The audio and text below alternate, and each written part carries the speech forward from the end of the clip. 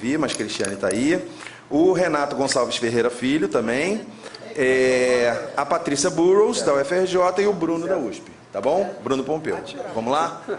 A gente tinha pensado uma coisa de 10 minutos para cada um, para dar tempo de conversar. Tá, tudo bem. Qualquer coisa me gritem, por favor. Então, já devia ter aberto isso, né? Eu acho que eu vou descartar, porque eu tô... Mas vai descartar aqui? Deixa eu tirar daqui. Fecha aí. Vamos ver, eu só queria abrir. Não. Não? E aqui? Iniciar. Não, posso ver com o Bruno, mas já vai começar. Já vai começar agora, eu queria que Não, mas ele, por algum motivo, ele puxou o último. Concluído, tudo bem. Eu acho que a rede não é a canal. Abrindo do Máximo. Gente, achei tão boa a apresentação do Máximo que eu acho que eu vou seguir com ela.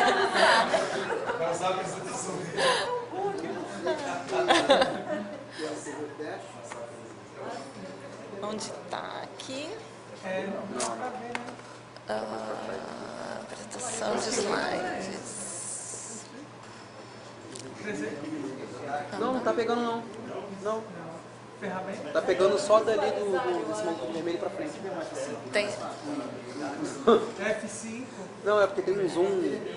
Eu tô com 2 teclados. Tem um zoom, sim. Não funciona F5. Vamos ver. Cadê os universitários? Gente, alguém conhece aqui?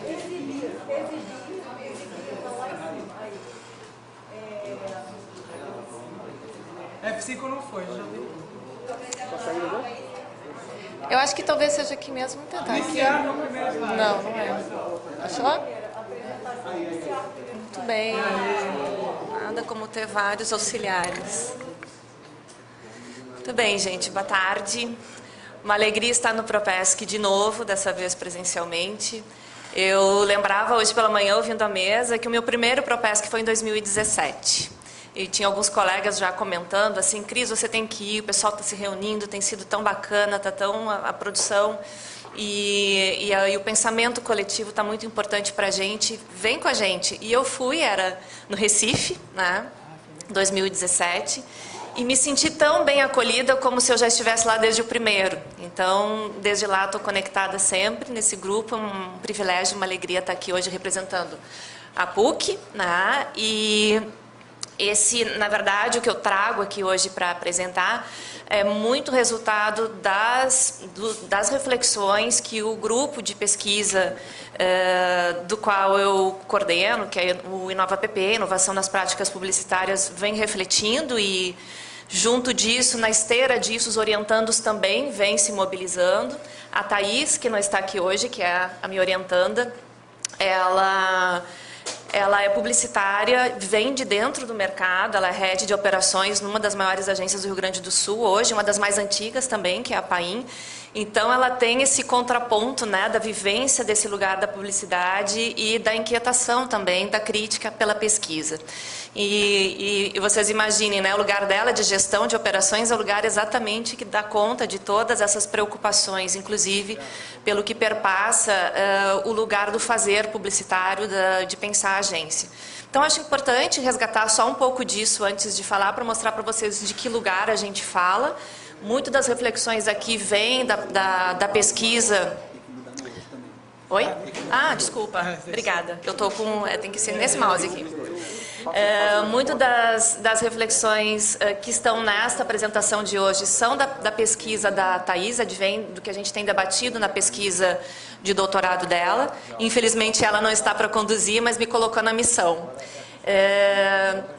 E sim, é uma preocupação que a gente já tem de mais tempo, de olhar para o fazer mesmo, esse lugar profissional, esse lugar que rege também aquilo que vai circular depois, né? É o discurso que circula, é o produto publicitário que circula, enfim, estamos todos regidos também por esse lugar de fazer e de pensar publicidade. Então, aqui nós temos algumas dos direcionamentos, né? Em específico, esta apresentação aqui traz essa preocupação em caracterizar alguns dos novos modelos. É impossível atentar a tantos formatos. Hoje, na mesa da manhã, a gente já ouvia muitas questões que dizem respeito a isso, né?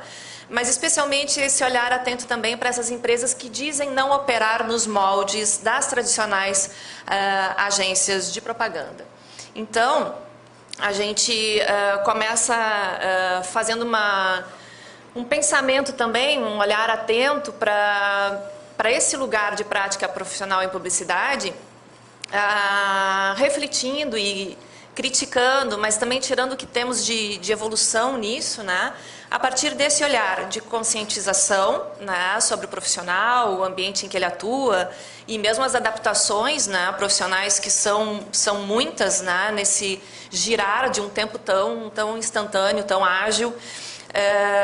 Mobilizar também os responsáveis pela gestão deste fazer publicitário, né, do próprio mercado em si, para uma reflexão das práticas e também buscando qualificar as condições de atuação do trabalho dessa indústria.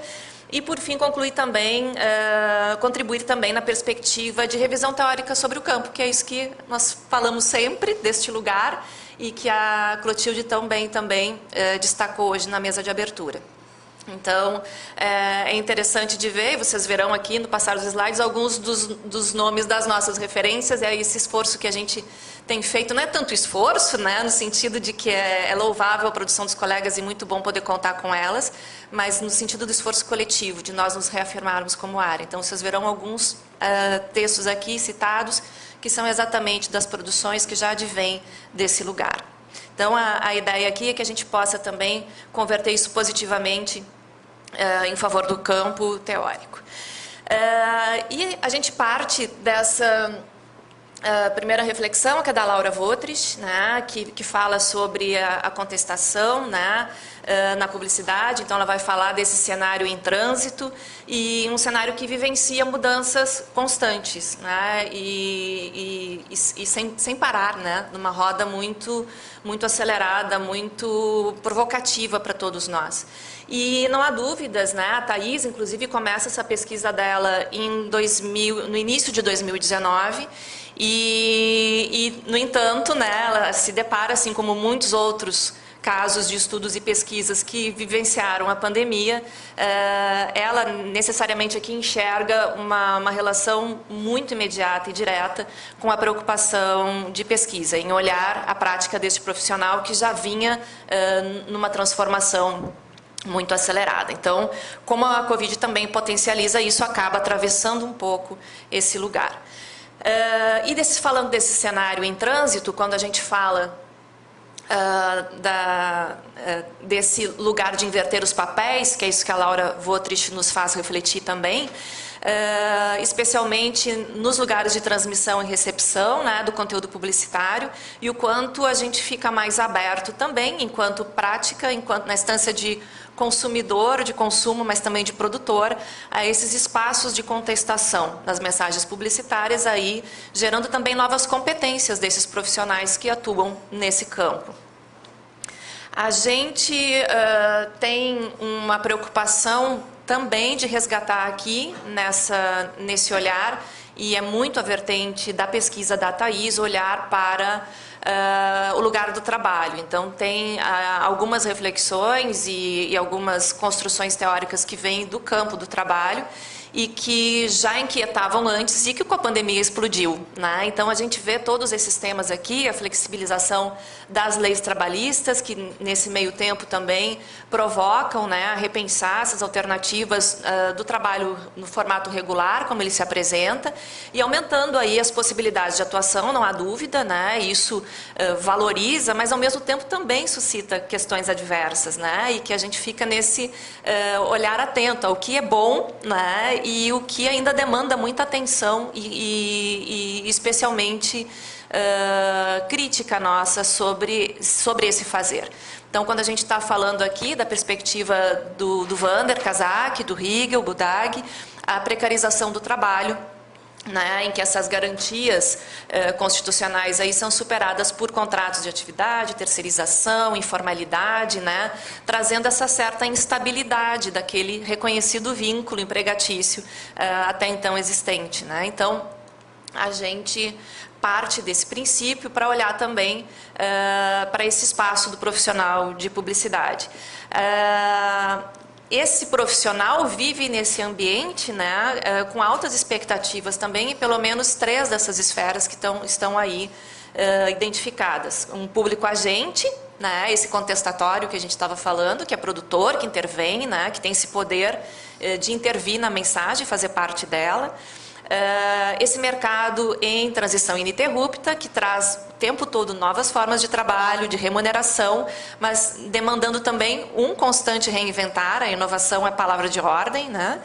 E o próprio fazer publicitário, assim como a obstinada necessidade de reconfiguração da técnica. A gente já vive isso em publicidade há bastante tempo, né? Mas parece que nesse lugar contemporâneo ela ainda é mais desafiadora, é mais intensa e nos cobra ainda mais. Nessa perspectiva também, a gente começa a considerar que é preciso superar antigas convenções e adaptar-se a essas mudanças no campo, sob pena de não sobreviver nele. A questão de sobrevivência no campo é uma das questões que realmente provoca, né, essa grande transformação e essa grandes alternativas também de modos de fazer, de formas de fazer, né? Então a gente ainda percebe nesse espaço a alteração de estruturas de modelo de negócio mesmo, condutas de forma de trabalhar, dos papéis, né, diversos nomes ou renomeações das figuras e dos papéis profissionais, assim também como essas mudanças de linguagem e no próprio produto publicitário. E a gente olha também, né, para isso que é do fazer já publicidade há mais tempo, né, o home office, essa pejotização, a terceirização de atividades fins e o crescimento do mercado de freelancers, né, eles já são parte do ambiente publicitário, do mercado publicitário há bastante tempo, né, mesmo antes da pandemia. Mas não há dúvida, né, que a pandemia impulsiona tudo isso e nos faz ainda questionar um pouco mais, além do que já vínhamos nos movimentando em torno dessa questão. Então, a gente olha para essa dimensão da reinvenção, inovação, do empreendedorismo, percebendo assim essa necessidade de reinvenção colocada para nós, quase como uma obrigatoriedade, né?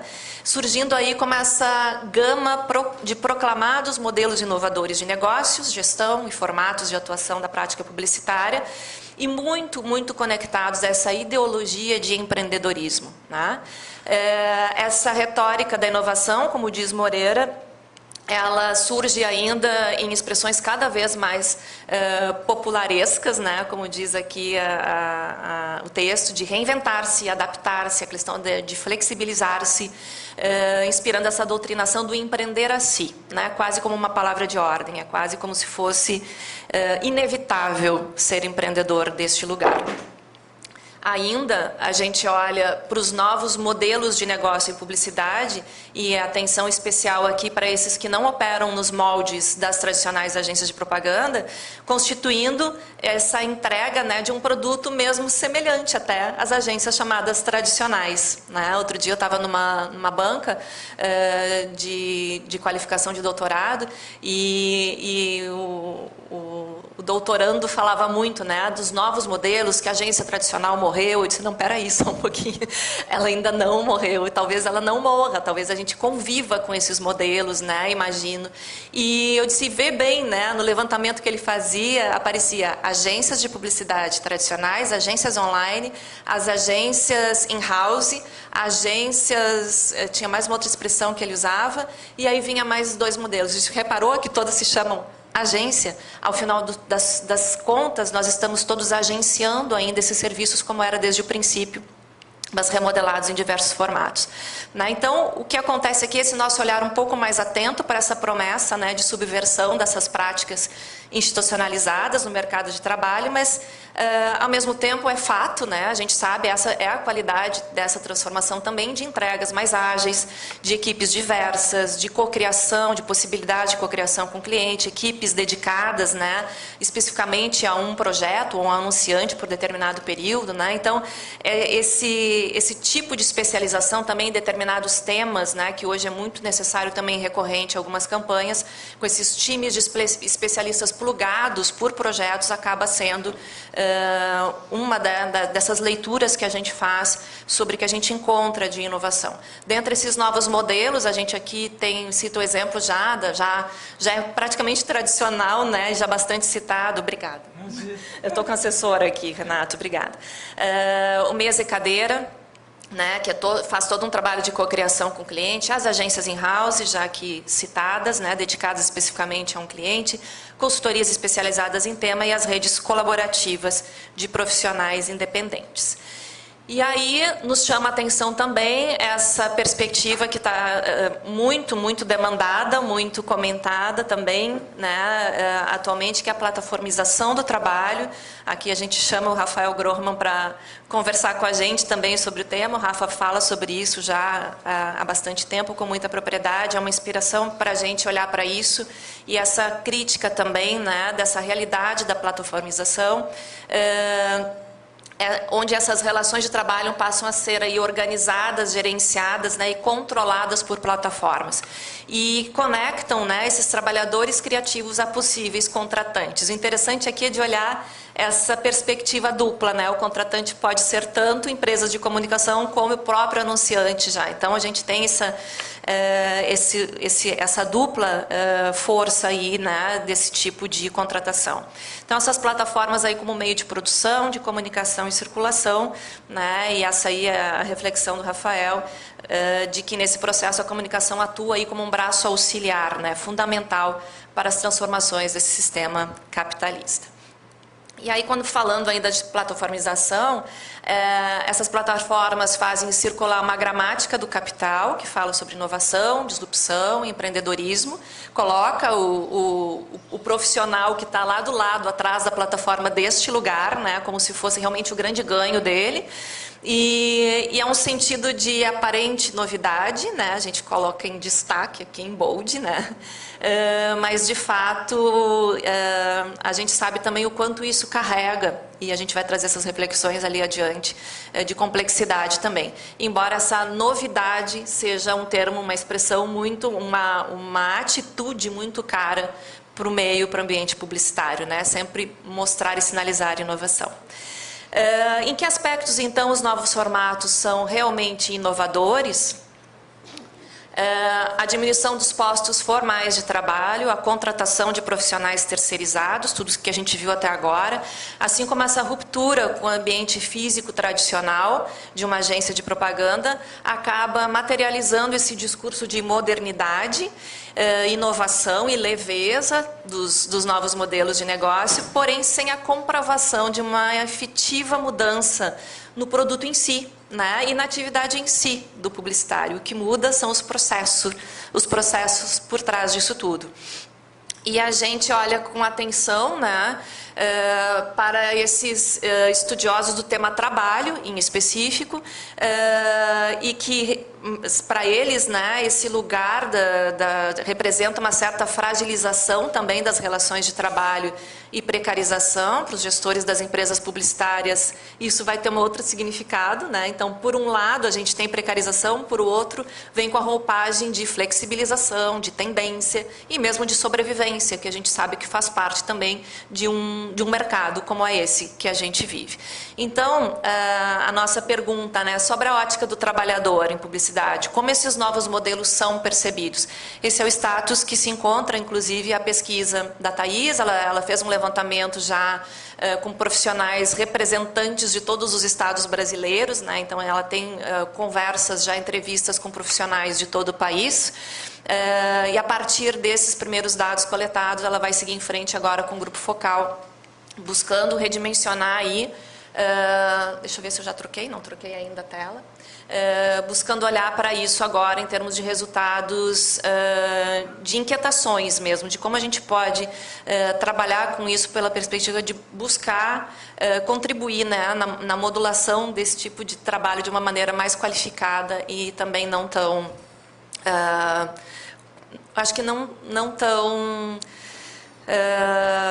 perversa, é a palavra que a Thaís usa muito e a gente reflete muito sobre isso, né? Então, os aspectos que já puderam ser percebidos nesse primeiro momento é que os indivíduos devem ser capazes, eles se percebem assim, né, numa necessidade de se autogerenciar o seu tempo, a sua rotina, e serem totalmente responsáveis pela atividade que eles exercem.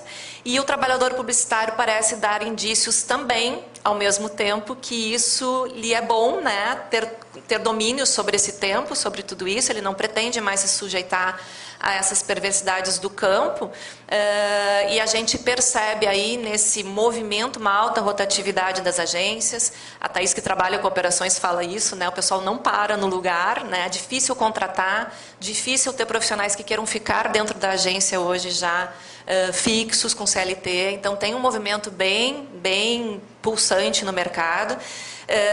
Esse crescimento do trabalho temporário, né, a ampliação de números de profissionais optando por romper vínculos empregatícios, buscando esses arranjos flexibilizados. E indo já mais para o finalzinho, os aspectos que já puderam... Deixa eu ver, estou nele ainda? Fui? Ah, ele corta, né? Agora que eu vi. Tá bem. Cada vez mais as pessoas estão repensando suas carreiras. Como é que está meu tempo, Renata? Tu não está cuidando? Eu achei que tu estava de olho para mim. Ele estava ali no reloginho, disse, ele está contando 2 minutos? Estou fechando. Então, eles estão repensando as carreiras, visando ter mais controle do seu tempo, essas relações flexíveis, né, na busca de projetos, né, que também sejam mais próximos aos seus valores pessoais. Com isso, eles têm contato com equipes diversas, as suas escolhas de equipes para trabalhar, né? Então vivenciam também metodologias inovadoras, têm liberdade criativa, né? Então esses são ganhos que eles percebem. E essa flexibilização tende a esvaziar o quadro fixo de funcionários e ampliar a lista de prestadores de serviços que são plugados a equipes temporárias, né? E que acabam se dissolvendo ao término de projetos. A gente deixa aqui ao final mais do que considerações, porque o estudo ainda está em andamento, mas muitas questões, né? Que novas perversidades surgem das relações flexibilizadas de trabalho, enfim, a pressão da produtividade, a insegurança financeira, a responsabilização única do trabalhador pela sua própria qualificação, pelos seus equipamentos, a garantia para o futuro, né? Uma aposentadoria, o seu sucesso, o seu fracasso. E a própria precarização, né? Então são questões em aberto, que a gente está em movimento em torno delas, em buscas aí de estabelecer também diálogo com vocês. É isso, obrigada.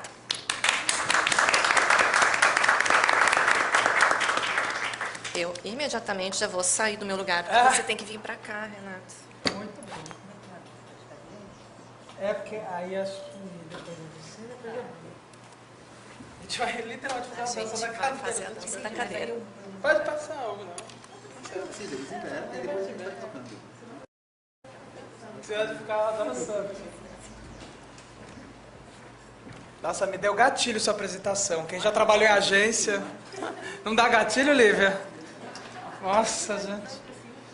Muito importante a pesquisa.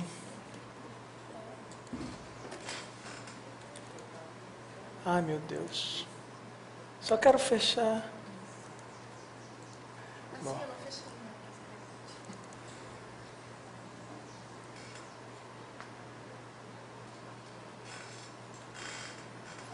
É o que dá para fazer? Será que dá para...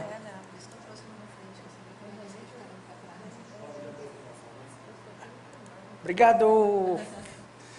Bom, gente, boa tarde a todos. Deixa eu botar aqui para cronometrar. Desculpa, eu não estava cronometrando. Não tem problema, Guilherme estava. É uma enorme felicidade estar aqui no Propesc. Eu participo do Propesc já... não sei, não lembro o ano, mas foi em 2015. Estava no de Recife, que foi maravilhoso. E é sempre um congresso e um encontro que eu gosto muito de participar pela qualidade dos debates. Eu acho que o campo da publicidade cresce com cada debate que a gente faz, cada edição que a gente faz. Então, que bom que estamos de volta. E hoje eu vim apresentar, né, uma análise e algumas reflexões que vêm me inquietando, né, enquanto um pesquisador da área de comunicação, que também está, né, desenvolvendo agora um pós-doc no Instituto Multidisciplinar, que é o IEB, da USP, no qual estou estudando a cultura pós-2013, considerando o ano de 2013 como um marco na história recente política brasileira. Vai fazer 10 anos as jornadas, né, de junho de 2013, que manifestaram ali pela primeira vez uma mudança no tecido social e cultural e político do Brasil.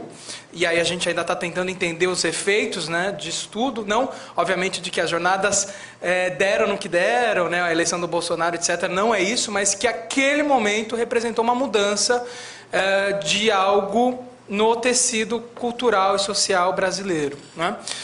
Eu sou professor na SPM, no curso de Comunicação e Publicidade, de criação, da área de criação, e essa busca, né, para entender a criação contemporânea me motivou a fazer uma análise, né, de um caso que foi a campanha do Burger King, chamada Tanque Vazio, Barriga Cheia, que tinha um mote, ofertas mais baratas que o litro da gasolina, e tentar entender, primeiro, né, como que a gente conecta a questão política, a publicidade e as novas formas de se comunicar, muito a partir do digital, né? Como o contexto político brasileiro contemporâneo atravessa essa campanha e esse modus operandi de fazer publicidade, né? E também que caminhos, né, para uma nova criação publicitária essa campanha nos aponta, né? Então, eu dividi em duas partes a minha fala, ela não é muito extensa. Primeiro, eu queria falar um pouco das bases, né, para a gente pensar e calibrar o nosso olhar para enxergar e analisar essa campanha. E depois, obviamente, fazer uma análise da campanha, que é, né, voltando às bases do Propesc, né, como bem a professora Clotilde falou. Então, primeiro ponto, né, as bases e um pouco, né, esse olhar teórico. Bom, primeiro, né, acho que não dá para a gente não começar a falar, né, sobre o tema sem pensar nas relações já estabelecidas entre política e publicidade, né?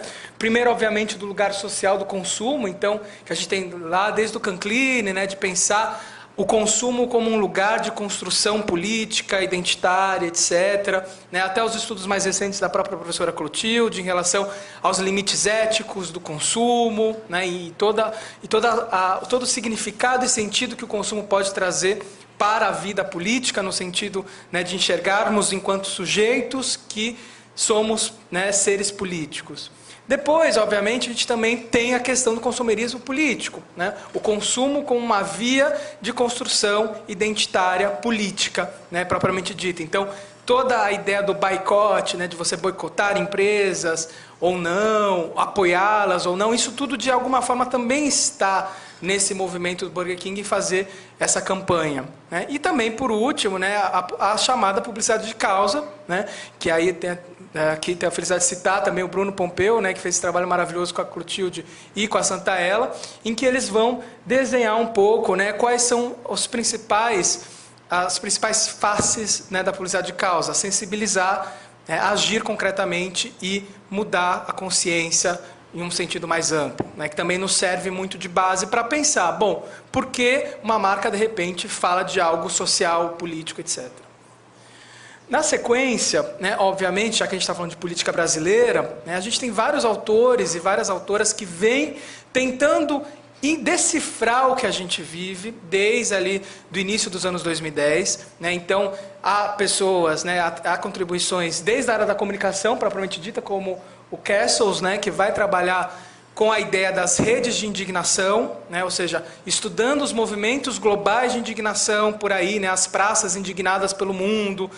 No contexto brasileiro, temos autores, né, que vêm pensando as manifestações de 2013 e depois também as manifestações de 2015, 2016, pró-impeachment, né, as resistências também ao golpe, etc. Né? Tudo isso para nos trazer o quê? Um background para a gente entender, né, a cultura e a sociedade nesse momento, a partir da qual a publicidade vai partir e trabalhar como um instrumento. Não é? Então, destacando alguns pontos, né, disso tudo, dessas leituras, a gente pode destacar primeiro um cenário de desagregação política, né? Esse é o termo que alguns autores, como o Vladimir Safatli, vai trabalhar, né? A gente vive um tensionamento do tecido social com várias frentes opostas, né? A ideia da polarização nasce disso, que é um signo aí do nosso tempo, não que seja uma verdade, mas enquanto um signo dotado de sentido, a ideia e a palavra de polarização, ela pegou, ela colou. Né, e tem efeitos aí no sentido de verdade, né, para a gente usar os termos usados na fala inicial do Congresso.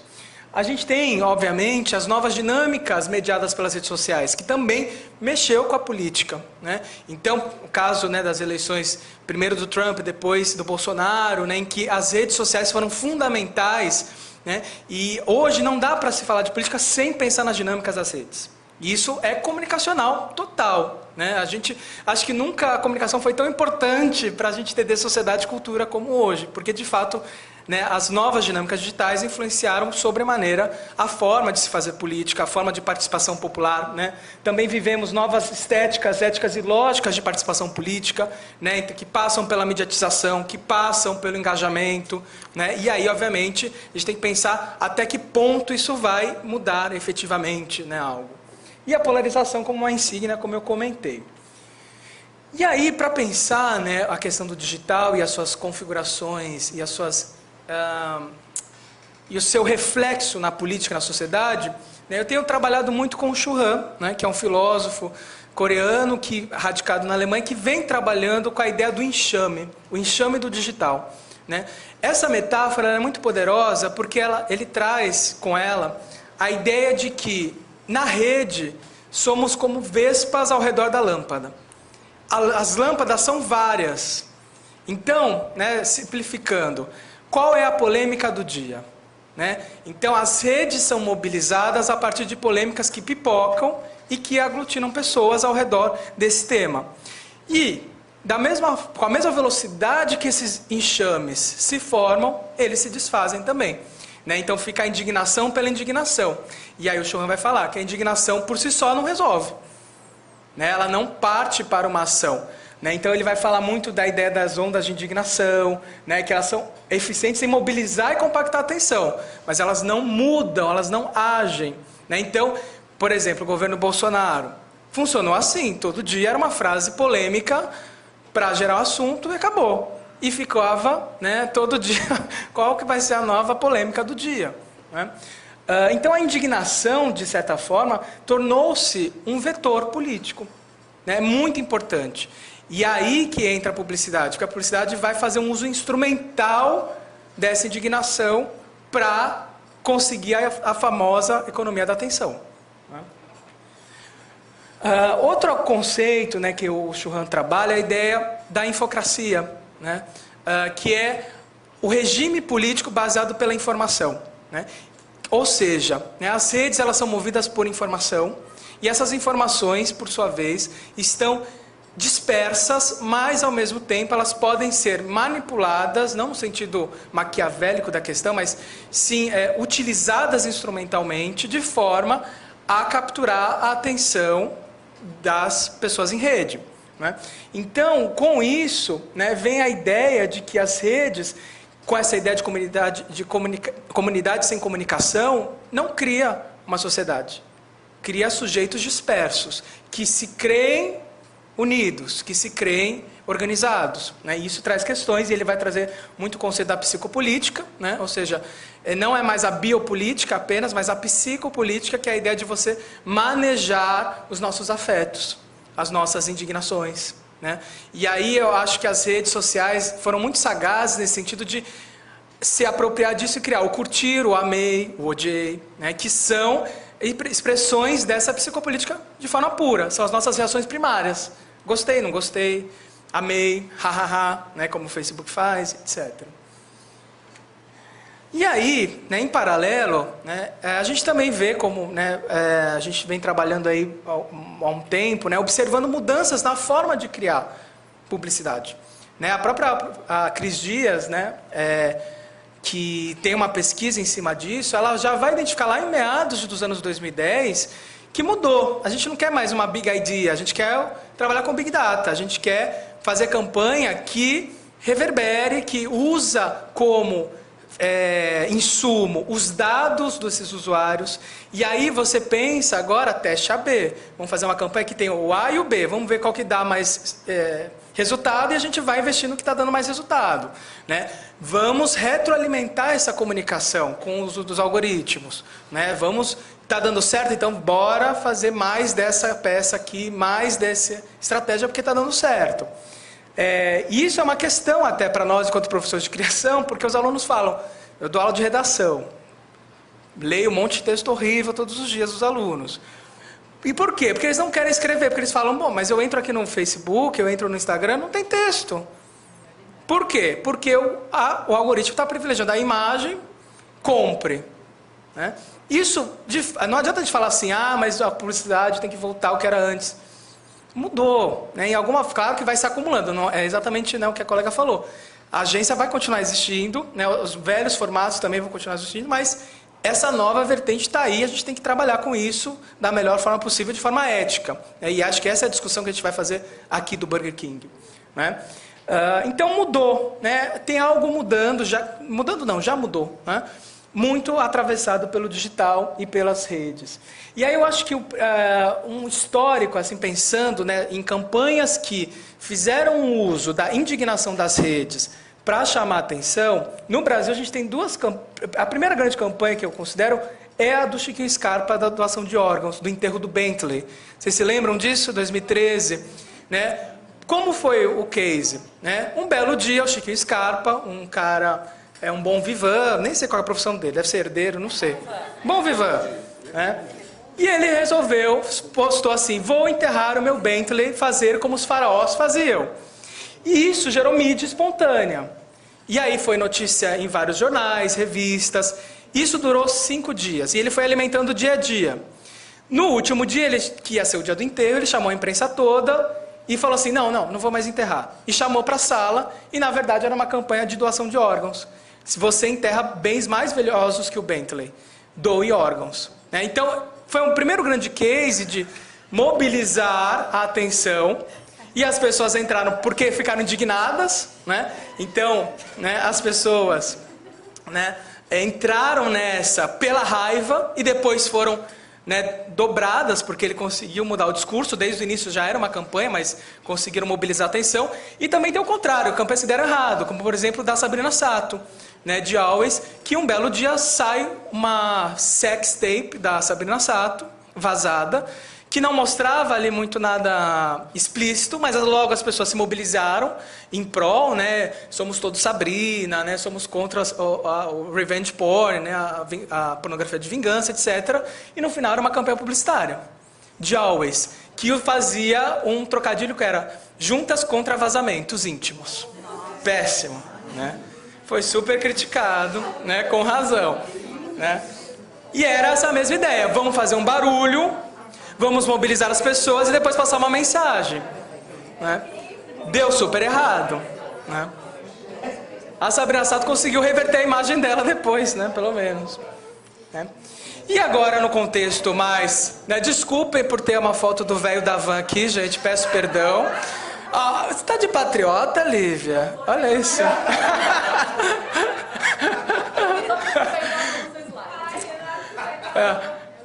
Marcas politizadas, né, polarizadas, né, é um contexto que a gente vive hoje. Né? Algumas marcas, oportunamente, entraram nessa discussão polarizada sobre essa insígnia. O caso mais exemplar foi do Habib's, né, que já no processo de impeachment da presidente Dilma fez uma campanha chamada Caiu, né, que era meio que celebrando a queda da presidente, e aí botava vermelho contra verde e amarelo, então ali já estava alimentando total esse imaginário dessas cores, uma contra as outras. E depois, né, fizeram também a campanha Quero o meu país de volta, hashtag todo mundo se ajudando. E mais recentemente o caso, né, da Havan, que pegou, o velho da Havan é o mascote, né, da Havan, né, virou o personagem da Havan, que é totalmente, né, o patriota. Isso mobiliza, isso funciona. Por quê? Chama atenção. tanto pró quanto contra. Então, essas campanhas que a gente viu aqui mobilizaram a indignação das pessoas, de alguma forma, né? E aí entra o Burger King, né? Essa campanha que eu... Deixa eu botar a carinha da campanha. Não vai ter o vídeo, porque acho que está sem som, mas não tem problema, eu trouxe os frames.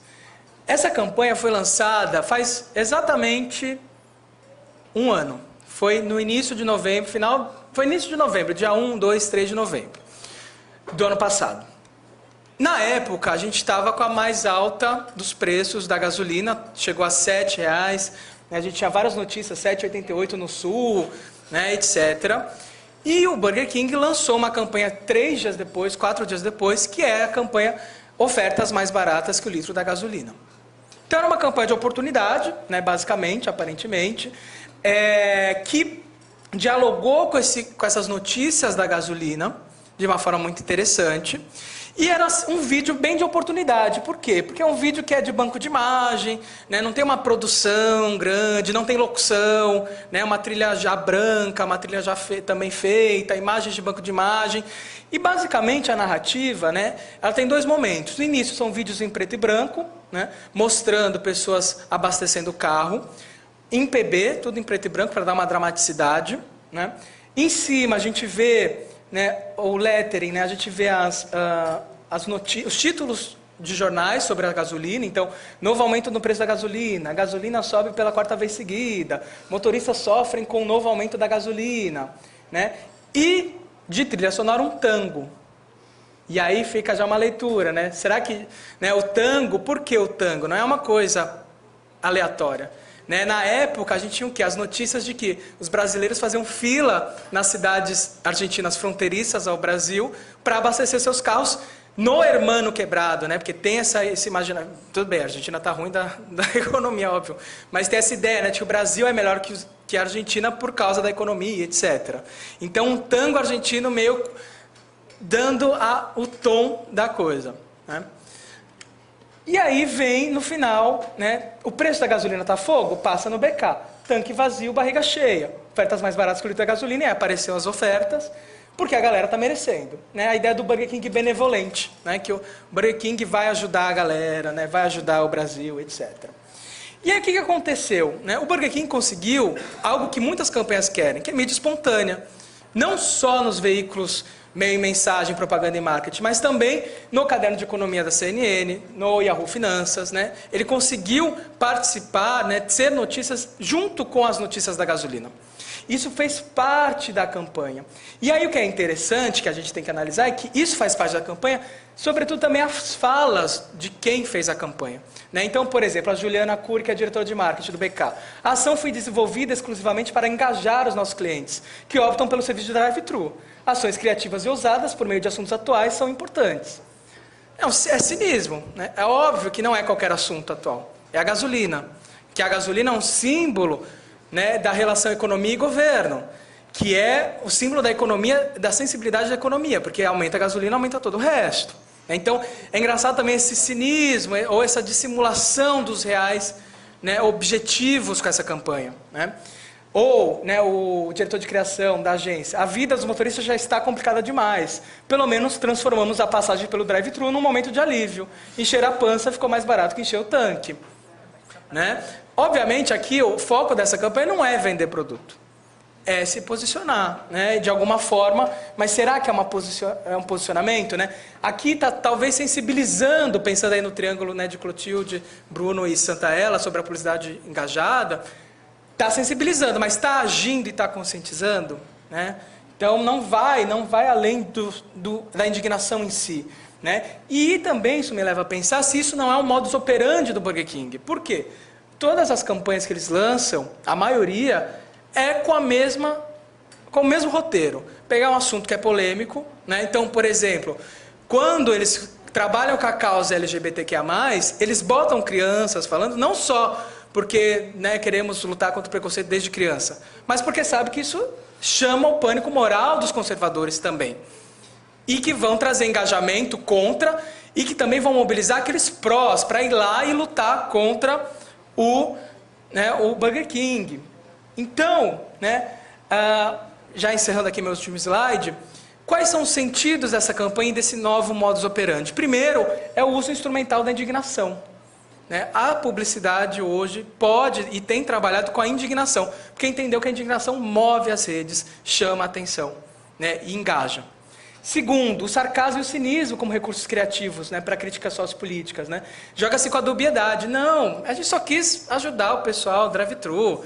É como se fosse na censura, a gente tinha que falar do meu cifrado. Mas até que ponto também isso não é um cinismo para também não perder investimento, não perder, não jogar claro para também não desagradar todo mundo, ou desagradar uma parcela importante.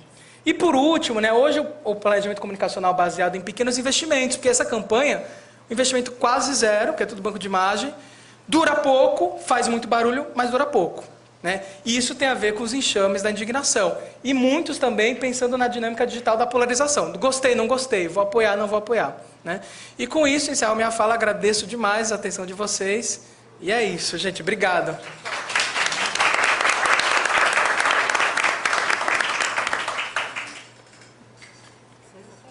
Aí você tá.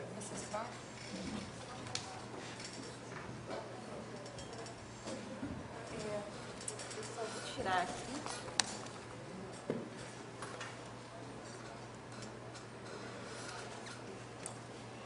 E eu queria saber, boa tarde a todos, a máscara atrapalha muito? Assim, talvez? Dá para ouvir? Eu estou muito feliz de estar aqui com vocês no Propesc e essa oportunidade de discutir assuntos que me são muito caros. E especialmente nessa mesa que eu não tinha entendido exatamente a organização e agora eu entendi.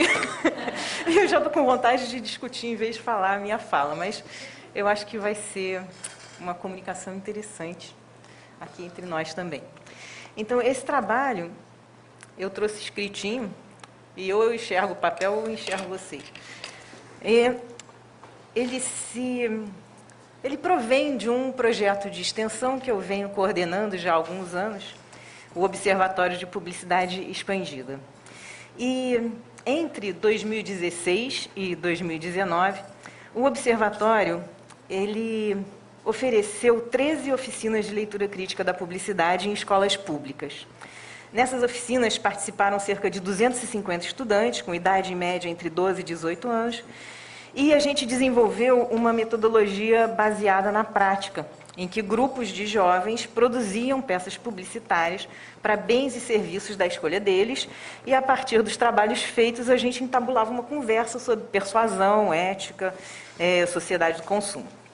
Subjacente a essa discussão estavam as dimensões de literacia publicitária propostas pelo sociólogo finlandês Malmelin, ou seja, retórica, estética, informacional e promocional. E a essas 4 eu acrescentei uma dimensão pragmática. Não cabe aqui eu detalhar cada um desses aspectos, porque eu já fiz isso em outros artigos, mas o que eu gostaria de deter dessa experiência é justamente o que escapava ao âmbito cognitivo desse modelo voltado para a literacia. Eu explico melhor. Era patente a consciência dos jovens e das jovens sobre os mecanismos de persuasão, tanto que eles empregavam com propriedade esses mecanismos nos trabalhos que eles faziam. No entanto, o efeito persuasivo da publicidade, que não era percebida, em geral era tido como inevitável e inescapável.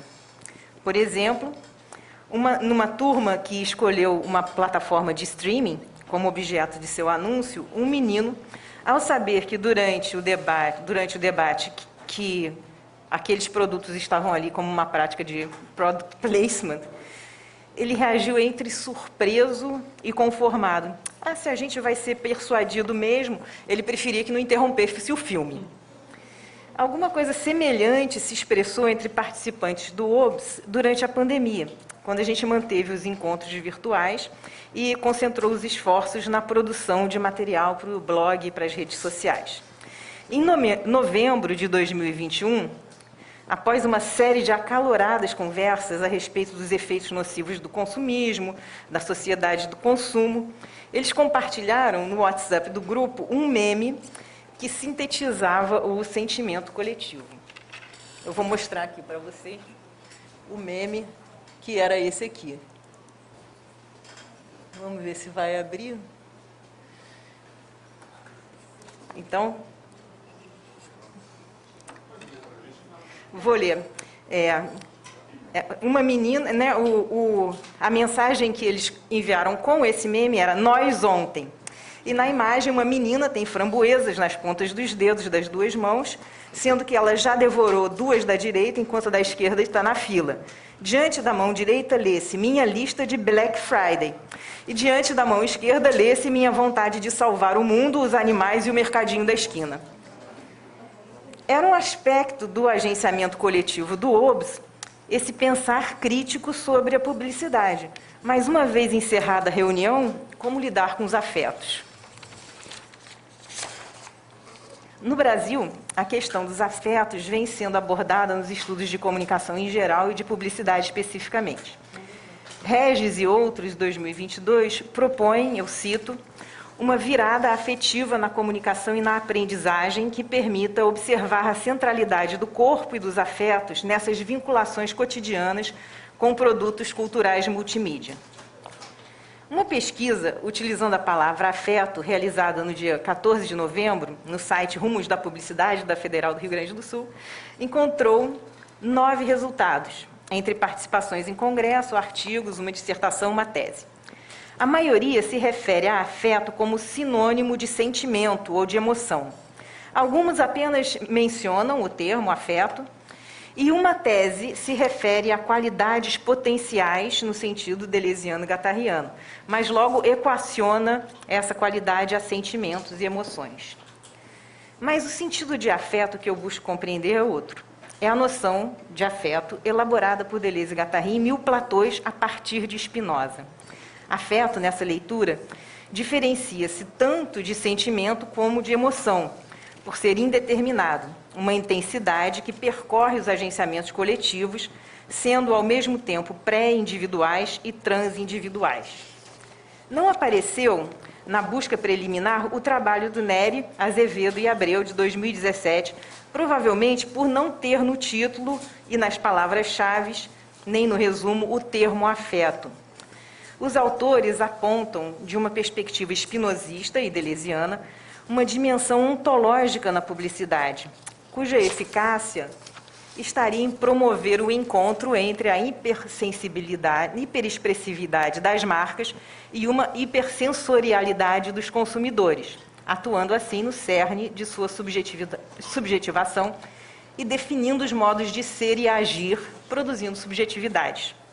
Aproxima-se desse último artigo, a reflexão que desenvolvo aqui. De fato, desde meados dos anos 2000, mais especificamente 2015, uma compós que foi aqui na UF, eu venho discorrendo a respeito de como o marketing e a publicidade são vetores, ou seja, uma variável importante na produção do agenciamento coletivo do consumo e, portanto, das subjetividades capitalísticas.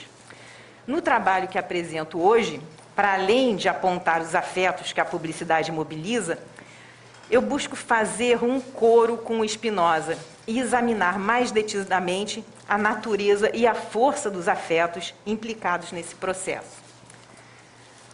O filósofo Jason Reed lembra-nos de que, embora em grande parte a virada afetiva deva muito à obra de Deleuze e Guattari, a relação que se estabelece com esses autores nos estudos do afeto é cheia de ambiguidade, sobretudo porque o sentido que os autores franceses dão a esse termo nada tem a ver com a ideia de uma individualidade ou uma interioridade ou uma intimidade que se oporia às relações sociais. Ao contrário, segundo Reed, a principal busca, notadamente nos 2 volumes de Capitalismo e Esquizofrenia, Antiédipo e 1000 platôs, é uma compreensão social diretamente articulada ao desejo.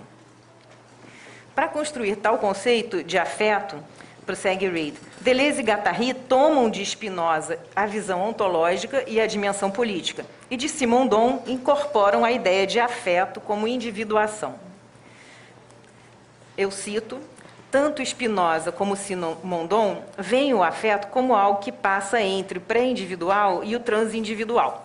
Para Simondon, afetos fazem parte do milieu metaestável, que resta mesmo quando emoções e percepções individuais são constituídas. a dimensão afetiva se transfere do pré-individual, constituindo uma espécie de indeterminação no coração da individuação. Uma indeterminação que demanda uma dimensão social para ser, pelo menos, parcialmente resolvida. Uma experiência descrita por Masumi de uma pesquisa realizada na Alemanha, que investiga a reação de crianças de 9 anos frente a um curta de animação, oferece uma compreensão dessa primazia do afetivo na recepção das imagens. Revela-se nesse estudo uma inconsistência entre o que as crianças dizem e o que as reações fisiológicas delas denotam. Mais do que isso, entre as próprias reações fisiológicas de uma mesma criança, a resposta medida na respiração e batimentos cardíacos e as reações da superfície da pele, não há correspondência.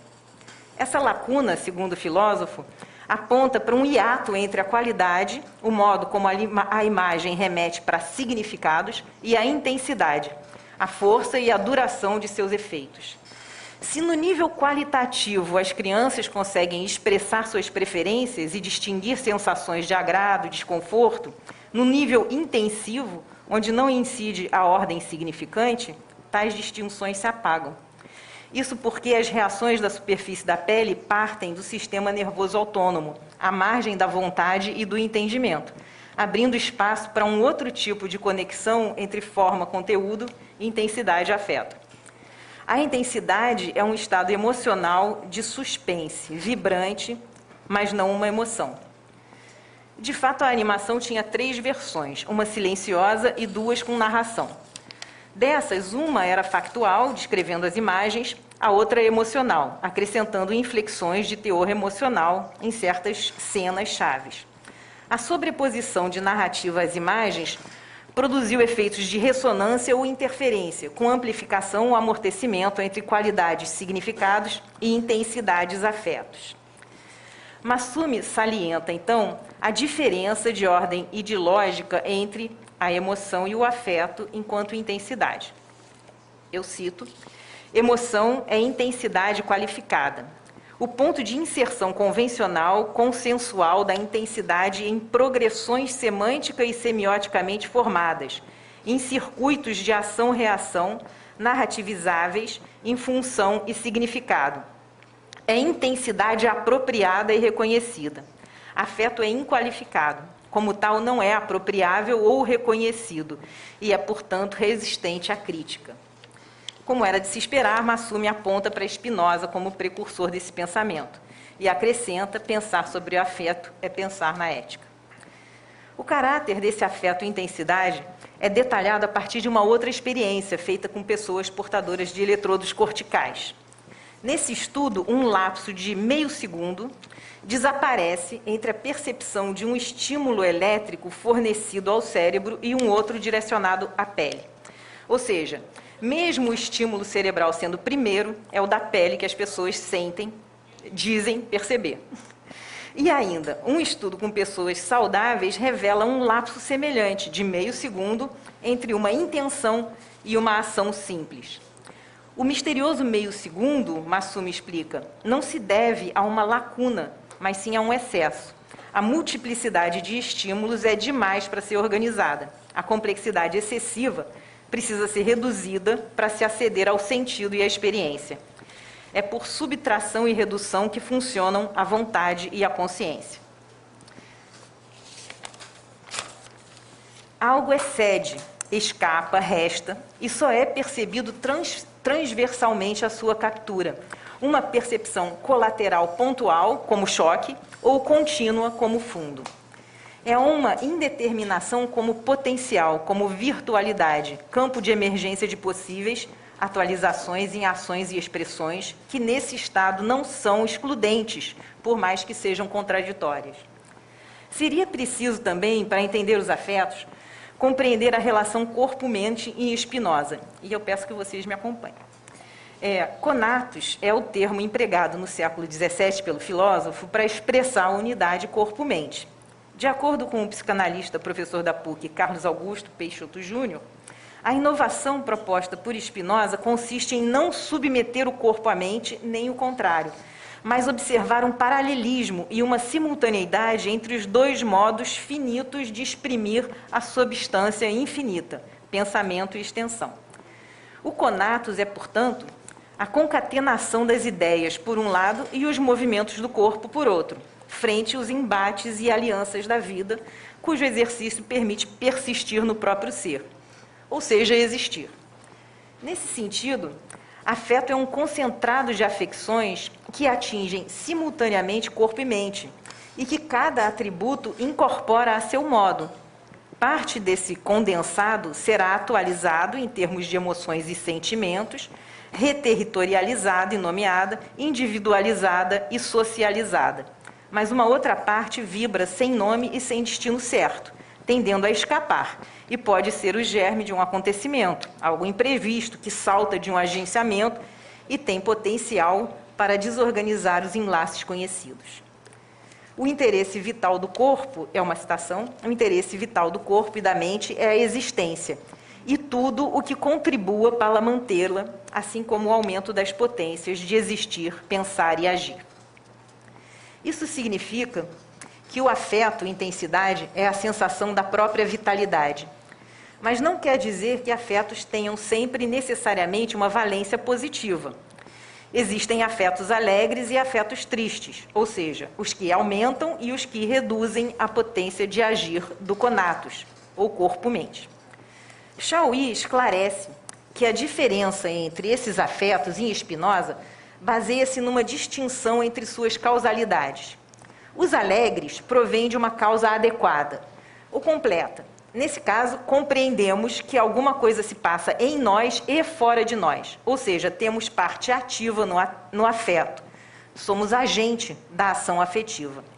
Os afetos tristes têm origem numa causa inadequada, uma causa parcial. Com eles, vemo-nos capturados, impotentes para sair dos seus efeitos.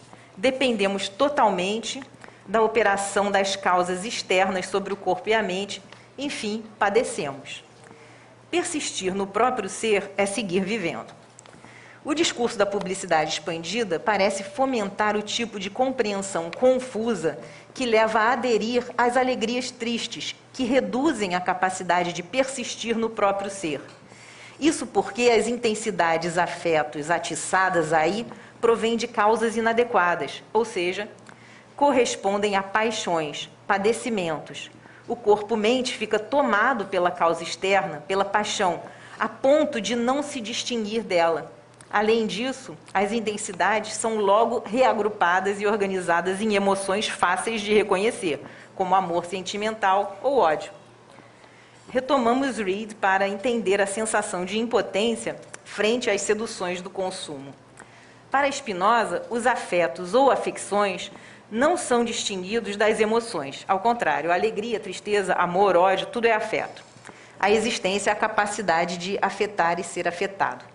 Mas mais do que propriedades de objetos ou estados de indivíduos, afetos são transformações, acréscimos ou decréscimos de potência, de um grau maior para um grau menor de perfeição ou vice-versa. Deleuze e Guattari guardam do conceito de afeto de Spinoza esse aspecto. Por isso, afirmam no Platão número 9, de Mil Platões, que toda política é ao mesmo tempo macro e micropolítica. Nesse caso, o campo da micropolítica é o nível das intensidades, o nível molecular, o lugar dos afetos como acréscimo ou decréscimo de potência. É por isso que Reid afirma: coletivos políticos são mais definidos por estruturas comuns de sentimento do que por noções e ideias comuns. O papel central da política, qualquer política, é então organizar e definir os afetos, o que abre todo um horizonte para a compreensão da manipulação política por meio de fake news, por exemplo, mas esse assunto fica para outra apresentação. Na sociedade de consumo, a excitação é constante. Massumi menciona os cortes incessantemente interrompendo a experiência dos meios de comunicação, intensificada ainda mais hoje pelas redes sociais. O canadense exemplifica com o caso de Reagan. O sucesso de uma figura pública disparatada como aquela se explicava não apesar de um vazio, mas por causa dele. Como um fio a manter coeso o que é desconexo, as palavras, os gestos, move-se a voz, inconfundível e sedutora do ex-ator. Suas palavras incoerentes e sua atuação sem qualidades podiam ser conectados a diferentes sentidos pelo intercurso de aparatos como a igreja, a família, a escola, onde afetos indeterminados, essas faíscas de vitalidade, são ordenados e fazem sentido. E o que define qual linha de atualização efetivamente desdobrará a intensidade catalisada no discurso publicitário em atos e expressos?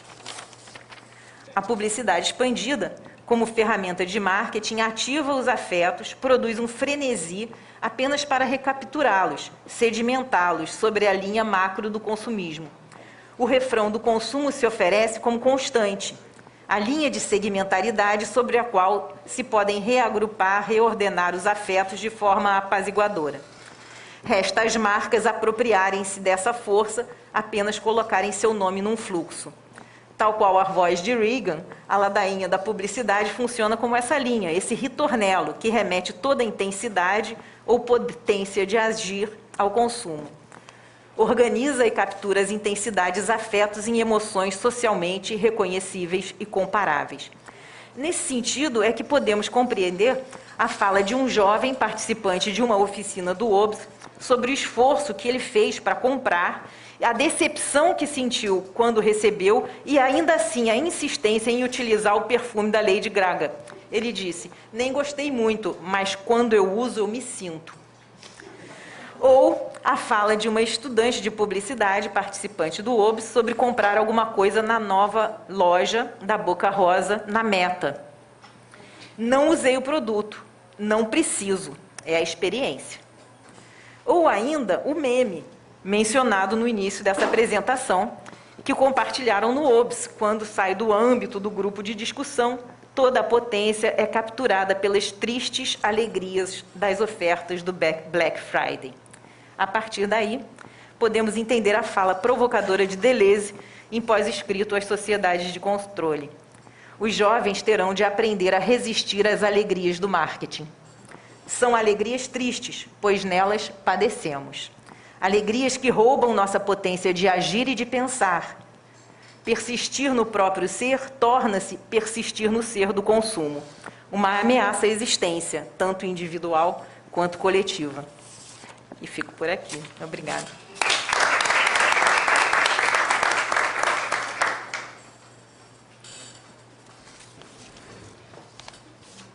Deixa eu tirar isso daqui. Deixa eu só apagar.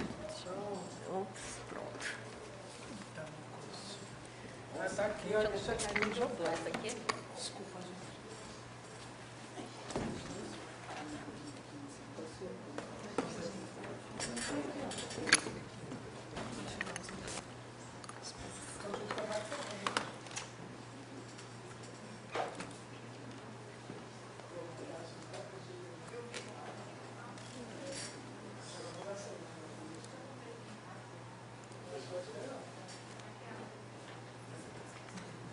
Ave Maria, como é que abre isso?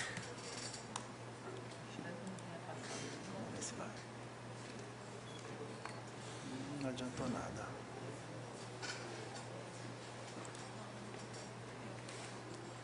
Será que vai? Tem que ir rolando. Não, tá indo, tá indo, tá indo.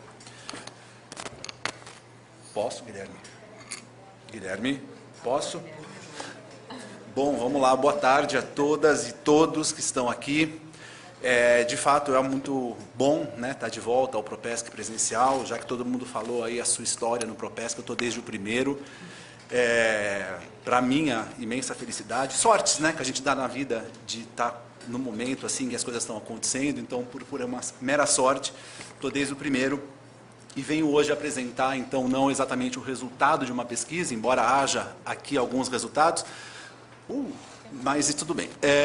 Mas mais do que isso, uma trajetória, né, disso que para mim agora vai se configurando mais claramente como uma pesquisa e que a partir de agora eu vou poder levar mais também efetivamente como uma pesquisa. E assim como a Patrícia falou, eu também não tinha entendido muito bem o que eu estava fazendo aqui, mas eu que pedi para trocar por questão de horário, e aí me puseram aqui, eu falei, acho que não ficou bom, mas tudo bem. E no fim das contas eu acho que ficou muito bom, muito bom. Estamos falando da mesma coisa, se não exatamente da mesma coisa por perspectivas diferentes, de coisas que se conectam, né? E acho que essa conexão já está ficando mais clara, e eu acredito que um congresso seja para isso, né? Para a gente voltar com novas interfaces descobertas, né? Com aprendizados, né? Com essas diferenças de perspectivas. Então vamos lá, eu vou falar um pouquinho aqui dessa relação, assim como já se falou muito, né? E vem se falando cada vez mais, dessa relação entre publicidade, consumo, por um lado, política e cidadania do outro, e também as 4 coisas misturadas, privilegiando a questão da linguagem publicitária e a formação superior, né, o ensino. Já chego lá. Eu vou tentar não fazer bobagem aqui, mas já estou fazendo. Meio DJ, boa. Então, tudo isso começou em 2018, né, quando eu, trabalhando com a professora Clotilde, um de frente para o outro, a gente conversando sobre fatos que vinham acontecendo, e aí apresentei uma inquietação, uma irritação, na verdade. Eu não fico inquieto, eu fico irritado. Inquieto eu já sou. E aí ela falou, escreve sobre isso. Aí eu, na hora, escrevi. Orientador é isso, né? Fala, vai lá, faz isso, e dá certo. E aí ela pegou o texto, mexeu um pouco, e a gente publicou quase que no mesmo dia. Vocês estão vendo as datas aí? Não, só de cima, vocês estão vendo. A gente publicou quase que no mesmo dia 2 versões do mesmo texto, um no Jornal da USP e um no Meio e Mensagem, já anunciando aí um pouco dessas 2 coisas que me interessavam, a questão mercadológica, a questão da publicidade como prática profissional, como produto, né, do mercado, e também a questão da formação em publicidade, ou seja, Jornal da USP, Meio e Mensagem. Bom, ali começou tudo, era já efeito disso que a gente está vendo em vários trabalhos aqui, né, dessa relação cada vez maior entre publicidade e política, pelo menos na sua dimensão mais literal, né? Opa, peraí, lembrei, tá aqui. Eu vou ficar com uma mão lá, outra aqui, tentando lembrar. A gente estava falando dessa relação entre publicidade e política que vem ficando cada vez mais evidente. Às vezes num discurso mais institucional, né, como a gente viu ali, ainda na década de ouro, do Brasil em crescimento, Brasil potência, Brasil promessa, e aí Johnny Walker vai lá, faz o gigante acordando, né, aqui o Pão de Açúcar, lá o morro do Pão de Açúcar levantando em forma de gigante, e aí termina dizendo, keep walking Brasil, o gigante não está mais adormecido.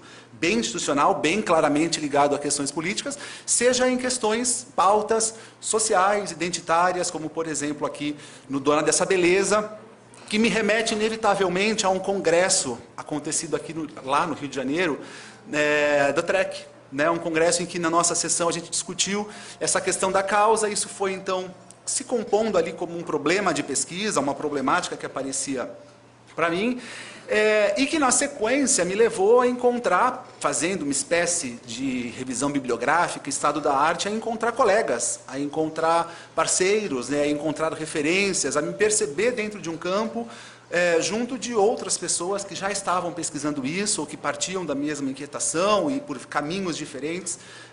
Isso foi uma felicidade, então, de encontrar no campo outros pesquisadores que estavam preocupados com as mesmas questões. Aqui somente alguns, tá, de livros, há inúmeros artigos, falas em congresso, etc. Alguns dos que estavam mais fáceis de juntar, já que eu fiz essa apresentação ontem à noite e essa parte hoje de manhã.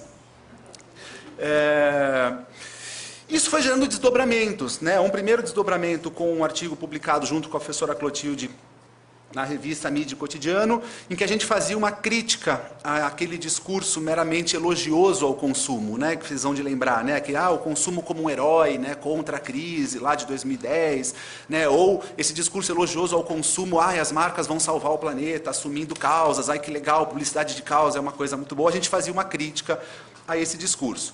Um dos desdobramentos seguinte foi o artigo já citado aqui na mesa, escrito com a professora Clotilde e a contribuição da professora Santaella, em que a gente propõe ali algumas possibilidades e também limites para a publicidade de causa. A gente se impôs nesse artigo 3 objetivos, né? Pensar o sentido essencial da causa, o que é causa. 2, encontrar tipos de publicidades de causa. Então, a gente encontra tipos a partir dos seus efeitos. E 3, reconhecer os limites, né? Até que ponto era possível. E essa busca por limites se desdobra, né? Nos leva a um próximo passo dessa pesquisa, que foi um pouco voltar no tempo. Aqui foi coisa minha, né? Eu comecei um estágio de pós-doutorado lá na ECA, junto da professora Clotilde, e aí não sei muito bem porquê, eu resolvi voltar a livros antigos de publicidade, dos anos 60, 70, 80 e 90, porque eu acho que isso é um pouco um elo perdido na pesquisa em publicidade, né? Assim, a gente construiu na Intercom, a gente já sendo generoso comigo mesmo, né? A gente construiu lá na Intercom e vem construindo na BP2 e no Propesc a nova pesquisa em publicidade, digamos assim. Mas, às vezes, a gente esquece que tem muita coisa antes, muita coisa importante, né? Quando você volta ao Olivier Rebus, se é que a gente já tenha ido a ele, você vai ver que ele fala de discurso publicitário e discurso político, claramente, né? E com coisas que são verdadeiras frases pérolas, né, sobre isso. A mesma coisa em livros brasileiros, por exemplo, o famoso livro do Gilberto Freire, né, em que ele fala dos escravos nos anúncios, e livro dos anos 80, da professora Maria Arminda, por exemplo, ou o do Luiz Celso de Piratininga, professor lá da EC e da ESPM, autores que já falavam de teoria publicitária. Né? Gilberto Freire cria a palavra ali, o neologismo, anunciologia, né? Ele dá um nome, né? A gente ficou aí anos dando nomezinhos criativos e cada um inventando o seu nome, ele também criou dele, né? Nos anos 60. Então, há uma história da teoria em publicidade, além dos livros técnicos ou além dos livros que se propunham a falar de teoria, mas não falam, tipo Armando Santana. Há, então, essa genealogia aí que me interessou bastante para dar mais corpo a essa pesquisa. Isso gera, então, o resultado do meu pós-doutorado que eu publiquei num livrinho pequeno, modesto, simples, mas que, enfim, propõe, pelo menos para mim, como novidade, um novo entendimento da publicidade, não mais como modalidade comunicacional, mas como lógica estruturante, né? Aqui flagrando a publicidade como alguma coisa que deixa de ser só uma modalidade comunicacional para ser uma engrenagem potente, né, da política, da economia, da cultura e da sociedade. E daí veio a pandemia, e aí a gente foi obrigado a participar de um outro projeto, obrigado no sentido de a pandemia nos obrigou, né? Ninguém obrigou ninguém a nada, mas o estar em casa, né, e a emergência, né, de novos objetos, de novos problemas, mais do que objetos, isso tudo nos fez, então, participar de um outro projeto, que foi Enfim, antes do projeto, a gente viu isso tudo acontecendo, né? As empresas, as corporações e as marcas participando, né, dos processos, ou seja, diante de um governo fazendo bobagem, falando muita bobagem, sobrou meio que para as empresas, né, fazer alguma coisa, ou pelo menos sobrou para elas esse papel de estou fazendo alguma coisa. Aí sim, a gente participou de um projeto, né, o Observatório da Pandemia, juntando pesquisadores de vários países. A gente publica isso num artigo, num dossiê temático sobre publicidade e pandemia. A gente, eu, professora Clotilde e professor Eneus, a gente faz aí um trabalho coletivo com outros colegas, com pesquisa empírica, com pesquisa teórica. Aí a gente tipifica a publicidade e o papel das marcas no contexto da pandemia, mas isso podendo se expandir para questões políticas, né, no sentido da responsabilidade política, social, cultural e econômica que as marcas venham a ter. No meio disso, um pouquinho mais adiante, acabei fazendo parte, junto do professor Eneus e do professor Silvio, a professora Clotilde também estava participando, mas num patamar acima, da cátedra Oscar Sala, lá no IEA da USP, e a gente acabou, então, estudando mais detidamente questões tecnológicas ligadas à publicidade, aquilo que na mesa anterior foi falado, né, do paradigma algorítmico, né, publicidade numérica, tentando entender mais as questões tecnológicas de tudo isso. Isso deve ser publicado num artigo, se Deus ajudar, e o parecerista também, né? Em breve, aí está aí a proposta. Se não for publicado lá, a gente publica em qualquer lugar. Mas, enfim, a proposta está aí de entender a publicidade cumprindo um outro papel, que eu acho que vai ficando cada vez mais evidente, por exemplo, no trabalho que foi apresentado de manhã sobre os avatares, né, os personagens lá não humanos e tal, que é um papel de encobrir, como sempre a publicidade faz, os dilemas que vão ficando cada vez mais evidentes, né? Esse texto fala disso. Quando um novo dilema vai ficando exposto, né, uma ferida, né, vai ficando exposta, a publicidade vai lá e cobre com alguma outra coisa, né? Então você vai ter então a Lu do Magalu que não pode se encontrar com a fulana, que não pode se encontrar com a fulana porque não é do interesse dela, não é do interesse da empresa, né? Então você joga isso, transpõe isso para um universo ficcional, e a publicidade vai cumprindo esse novo papel de ocultar, né, de, como diz a Maria Arminda, de tecer o véu sobre os dilemas profundos da publicidade que são ligados aí ao embate dos interesses privados e públicos.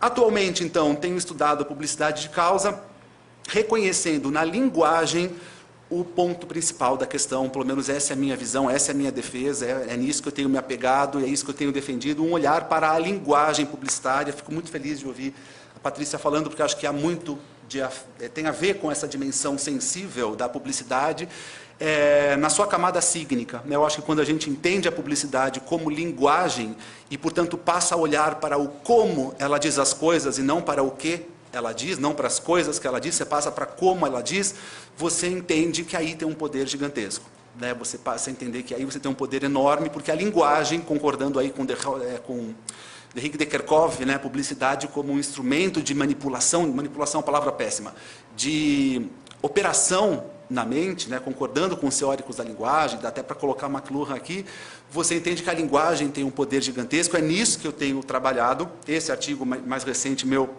fala disso, né, de uma publicidade pós-causa que já não se reconhece precisando falar de qualquer coisa, de qualquer bandeira, ela pode tratar de qualquer bandeira ou de todas as bandeiras na sua linguagem. Isso tem a ver, se eu estou falando de publicidade como linguagem, de como olhar para essa linguagem, então também tem uma parte aí da pesquisa que olha para métodos de análise. Esse trabalho eu apresentei agora há pouco tempo, junto com o Silvio também, lá no Congresso de Semiótica, na Grécia, propondo aí uma contribuição aos novos métodos de análise de publicidade, principalmente da semiótica, claro. E aí, quais são as propostas de futuro, né? Para onde tudo isso está indo? Então, verificar como são feitas as campanhas publicitárias, aí encontro no seu trabalho uma interface enorme, de olhar na prática, né? E aí me ocorreu, escrevendo o resumo para esse trabalho, me ocorreu um método que eu estou achando meio maluco, mas de repente não é. Alguém de repente já fez essa maluquice antes. Que é... Quanto tempo tem, Guilherme? Não tem.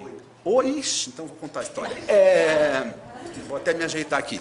Porque é o seguinte, eu estou no momento de pensar a metodologia da pesquisa, assim, o que a gente pode fazer, o que eu posso fazer para... Eu digo, estou começando, estou meio sozinho ainda, mas enfim, o que eu posso fazer para responder a essas perguntas, né? E, obviamente, tem um lado aí ligado ao fazer publicitário, como você levar todo esse pensamento, levar toda essa crítica, levar todos esses questionamentos para a agência, para o cliente, para o veículo, para o profissional, para o PJ, para o CEO, como é que você faz isso chegar no mercado? E aí me ocorreu há pouquíssimo tempo, e vou compartilhar aqui, porque eu acho que falando a gente também pensa, na seguinte história, né? Eu estudei de 2001 a 2004, lá na ECA, um contexto ali já e desde sempre ainda bem crítico à publicidade, né? Aquela formação de base sociológica que meio que critica, condena a publicidade, e tínhamos na classe um colega meu, que era talvez o mais crítico de todos, assim, o mais engajado na época da faculdade, né? Eu não queria trabalhar em agência, não queria fazer publicidade.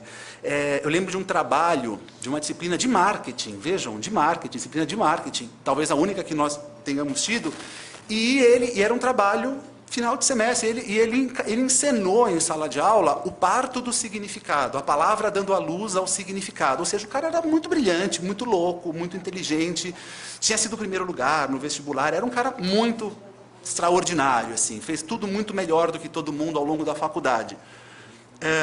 E depois de um tempo, eu o reencontrei por acaso e perguntei para ele, estava trabalhando, e aí, Leandro, tudo bem?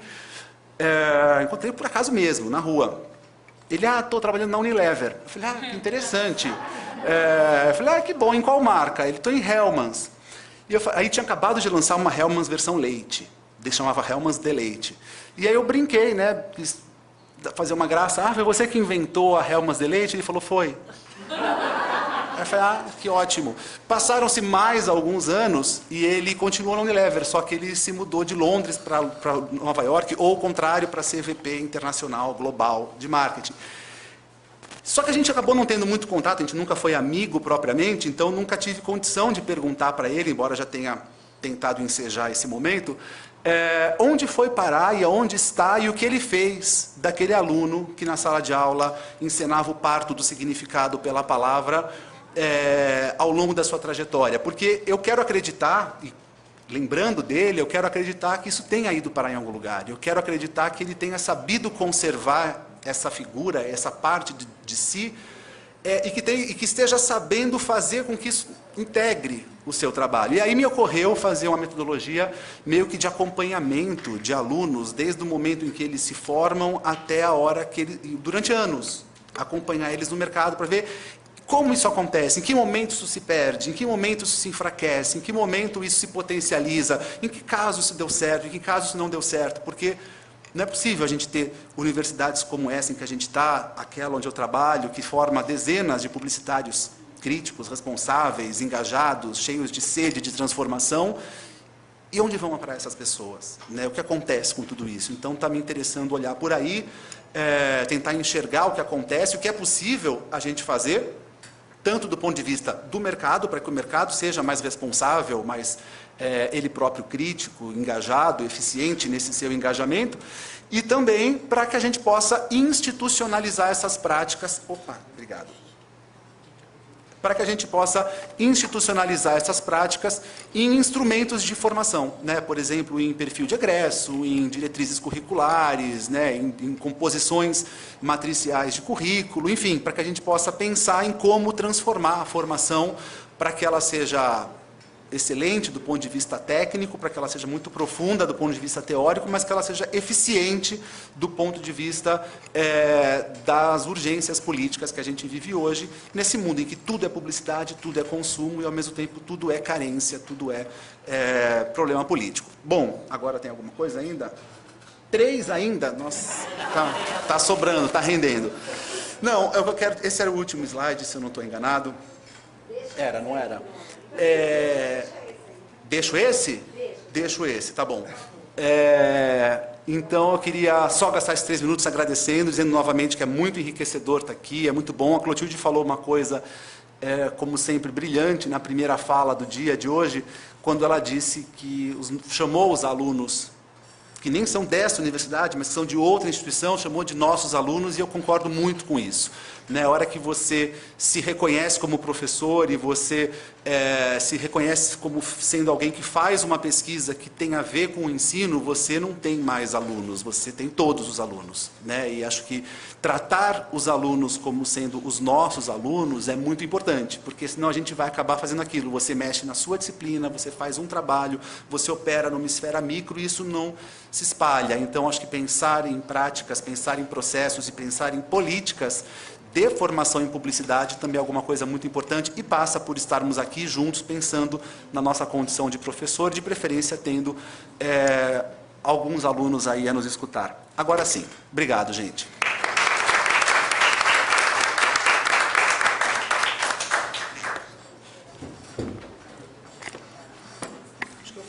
Que mesa ótima. Porra.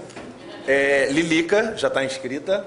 Mais alguém, segundo Pablo e Giovanni. Vamos nessas 3 aí, dependendo... Bom, não sei se vai respondendo uma por uma, vamos todos tentar ser bem sucintos na pergunta e na resposta. Oi? Pode ser vídeo? Está liberado. Está do nosso lado. Organização. Na verdade, tem que vir aqui, né? É por causa Candidata. Não, na verdade... Você está me silenciando? Ah, você quer me calar? Não, mais um pouquinho, volta. Na verdade, assim, eu não tenho questionamento para um especial, mas eu queria cumprimentar todos vocês e eu fiz um tipo de leitura da mesa no seguinte sentido, de ver qual a inquietação que estava sendo criada, e vocês conseguiram convergir na mesma. Então, assim, vocês estão buscando novos olhares, novos modelos, novos fluxos para a publicidade. Então, me parece, assim, uma reflexão muito madura daquele grupo que vem pensando a publicidade há muito tempo e que se antes em algum evento a gente podia dizer, nossa, a preocupação metodológica é a maior, eu hoje diria assim, a preocupação de vocês, a inquietação de vocês é uma publicidade polêmica, é uma publicidade indignada, ou é uma publicidade que sabe trabalhar o afeto, é uma publicidade... Quais são os seus dilemas? Então, me parece assim, que a reflexão, ela está nesse, e acho que a pandemia nos jogou nisso também, que é buscar onde é que nós estamos nisso aqui, o que nós estamos fazendo, a metodologia ela existe ainda, é evidente que por trás disso, mas agora tem um questionamento mais profundo ainda. Então, eu não tenho uma pergunta para cada um, mas eu tenho, assim, os novos fluxos foi um de vocês que falou, afetos foi outro, o dilema foi o Bruno, o Renato falou a questão da indignação. Então, me parece, assim, que é uma profundidade, uma maturidade na reflexão, e que bom que a gente está aqui, que bom que a gente está enxergando, e que bom que a gente está perdido. Tá?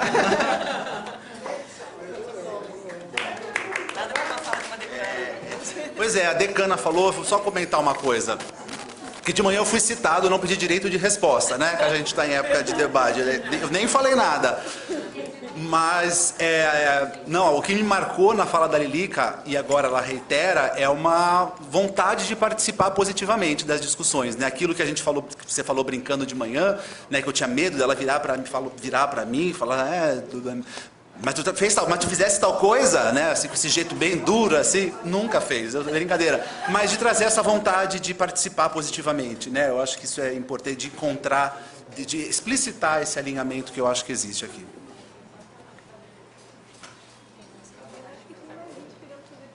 Vamos fazer. Temos que improvisar aqui, não. A gente... O candidato Pablo.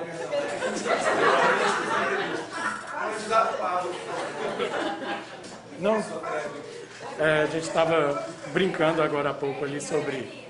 Tem que estar perto.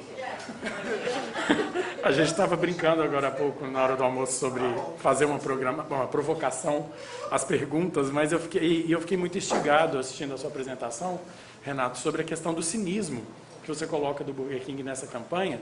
E eu lembrei de uma campanha do Burger King, não sei se um ano antes, se alguns meses antes dessa, que foi antes desse desgaste tão grande de imagem desse governo, quando ainda se vendia a imagem do Paulo Guedes como uma pessoa muito qualificada, muito competente, e que o Burger King fez uma campanha também que era, não, chamamos quem entende de economia para falar sobre uma promoção que eles faziam, com vocês o Paulo Guedes, só que eram vários homônimos. E aí eu fiquei pensando numa ampliação desse escopo da sua pesquisa, em olhar esse cinismo em outros trabalhos, em outras campanhas do próprio Burger King, e em comparação também com outros momentos dos contextos políticos, né, sobre como, quando, por exemplo, no desgaste do governo da Dilma ali, era tudo mais verbalizado, mais explícita essa crítica, e como no governo Bolsonaro ela se torna mais crítica, mais despistada. Então, mais Total. Responde agora? Pode responder? Podemos fazer outra, a não ser que vocês podem ter a terceira pergunta. Pode. Aí a gente pode fazer 3, aí vocês fazem. Porque o improviso tem a ver com não termos pressa nesse momento. Já entendi. Nesse momento a questão é essa. Tem patriota no caminho, né?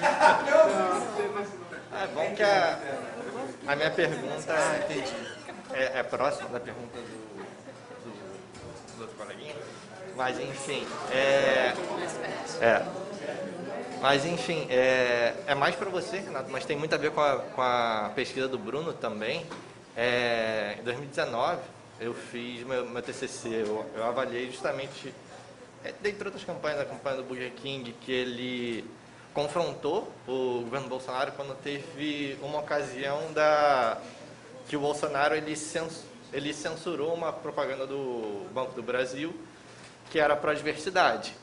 Enfim, e eu, na verdade, eu estava vendo ali, né, a interação, né, de publicidade pró-diversidade e agentes políticos conservadores / reacionários, né?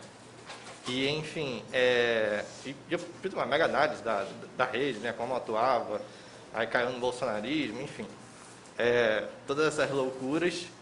E a conclusão que eu cheguei, né, eu via de um lado o sucesso do Burger King, mas também o outro lado, ele estava tendo sucesso também. Aquele ator político reacionário, ele usou aquilo para se promover, né? E com aquela promoção era muito bom para o Burger King, porque ele ganhava visibilidade com aquilo, né? Ele ganhava visibilidade, inclusive era muito positivo quando um reacionário era visto se opondo a eles, né? Eles ficavam mais legais ainda, né? Se o Bolsonaro está falando mal, é porque é bom, né? Mas do outro lado, esse ator político também estava ganhando visibilidade, porque ele estava reverberando justamente a mensagem que ele quer passar para o público dele. E ele também estava viralizando, junto com o Burger King. Então, aí no meio disso tinha blog bolsonarista que estava ganhando dinheiro com anúncio. Então, eu vi muito uma relação de ganha-ganha, né? Aí é uma questão, uma crítica a essa questão do... Agora me escapou a palavra que você usou naquele item, né? Do uso, da instrumentalização da indignação, né? Como que isso também é feito sem uma preocupação, né, com a consequência daquilo, né? A marca, ela tem lá, ela diz que é pró-diversidade, as propagandas do Burger King são até bastante, para usar até o conceito do Francisco Leite, elas são até bastante contraintuitivas, né, pelo menos quando falam de diversidade, né? Mas elas não têm, eu nunca ouvi falar sobre elas terem métricas para avaliar o impacto daquilo, né? Se aquilo realmente melhorou, né? A métrica que eu vejo elas usarem são métricas do impacto da repercussão da mensagem, né? Que na verdade estão ligadas ao consumo, não à melhora social. Aí, enfim, né? Se puderem falar um pouco sobre isso, enfim.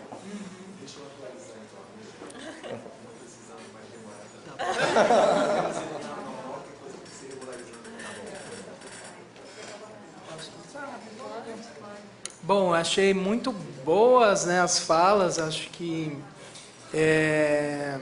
primeiro, né, comentando o que o Pablo querido falou, primeiro, né, gente, acho que o maior anunciante que a gente tem hoje no Brasil, em termos de saber mexer com as redes, mexer com as questões do nosso tempo, é o Burger King. É inegável como, né, ano após ano, mês após mês, eles lançam campanhas que conseguem fazer barulho, né? Dito isso, eu acho que é isso, você matou a charada, assim, né? Algo que já vem, né, essa campanha do vamos chamar quem entende de economia. E aí, se juntando com o comentário que você colocou, eu acho que o Burger King, você tem que, primeiro, como observar campanhas do enxame na sua timeline, ou seja, no seu curso de vida, né? Porque tempo faz parte, é uma variável da campanha muito importante.